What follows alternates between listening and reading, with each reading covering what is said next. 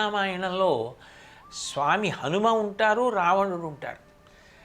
బ్రతకాలి, సంతోషంగా ఉందామనుకున్న సీతమ్మని అపహరించి తీసుకెళ్ళి రోజు మాట్లాడకూడని మాటలు మాట్లాడిన రావణాసురుడి వల్ల బ్రతుకుదామనుకున్న సీతమ్మ చనిపోవడానికి సిద్ధపడింది.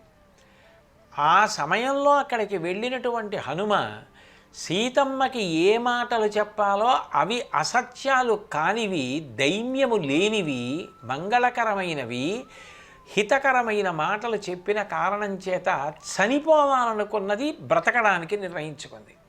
ఒక వ్యక్తి మాటలు బ్రతకాలనుకున్నవారు చనిపోవడానికి కారణమయ్యి, అక్కడే ఇంకొక వ్యక్తి మాటలు చనిపోవడానికి సిద్ధపడిన వాళ్ళని బ్రతికేటట్టు చేసేయి. మాట ఎంత గొప్పది అంటే ఆ మాట మనసులోకి ఎడితే ఎంత గొప్ప విజయాన్ని సాధించింది.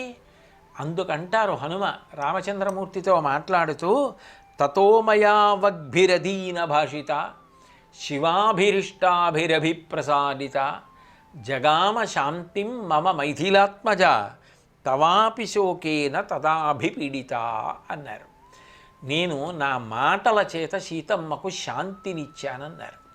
మాట అవతల వారికి శాంతినివ్వాలి, మాట అవతల వారికి ఓదార్పునివ్వాలి, మాట అవతల వారు మంచి మార్గంలో నడవడానికి కరదీపిక కావాలి.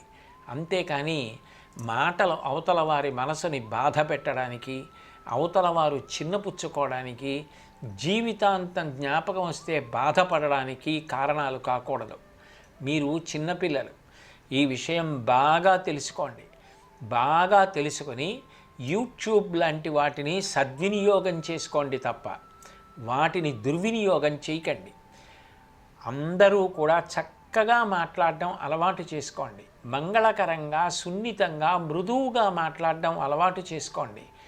మాట యొక్క విలువ, మాటకున్న గౌరవం, మాటకున్న శక్తి బాగా అర్థం చేసుకొని మనిషిగా పుట్టినందుకు 84 లక్షల జీవరాశులలో మాట్లాడగలిగిన ప్రాణి మనిషి ఒక్కడే కనుక మాట్లాడవలసిన రీతిలో మాట్లాడి మంచి కీర్తి ప్రతిష్టలు తెచ్చుకోండి.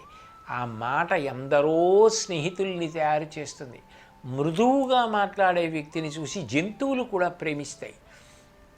అట్లా మీరు మాట విలువ తెలుసుకొని జీవితంలో చక్కగా వృద్ధిలోకి రావాలని, అన్ని విధాలా మీరు వృద్ధిని పొందాలని మనస్ఫూర్తిగా కోరుకుంటూ